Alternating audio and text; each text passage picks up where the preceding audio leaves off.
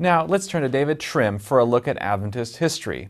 Many of our viewers may remember reading Guide magazine as teenagers. This week, we find out how the magazine began. Welcome to This Week in Adventist History. On April 9 in 1952, the spring meeting of the General Conference Executive Committee voted that a journal be provided for junior youth ages 10 to 15. Eventually, in October 1953, that journal was first published, what we know today as Guide magazine. On April 10 in 1944, at that year's spring meeting of the GC Executive, this time in Chicago, denominational leaders met with leaders of African American Adventists from across the United States. It was a crucial meeting in Seventh-day Adventist history. The meeting, chaired by GC President J.L. McElhaney, ended by empowering union committees in the United States to create new conferences on ethnic lines.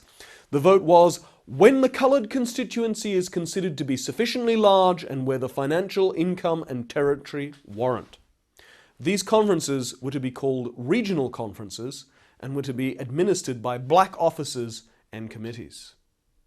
On April 13 in 1909, Lulu Whiteman became the first Seventh-day Adventist minister to address the legislature of the American state of Missouri. Whiteman was a woman and so of course had not been ordained, but she held a ministerial license, she worked as a pastor, and she was a powerful speaker.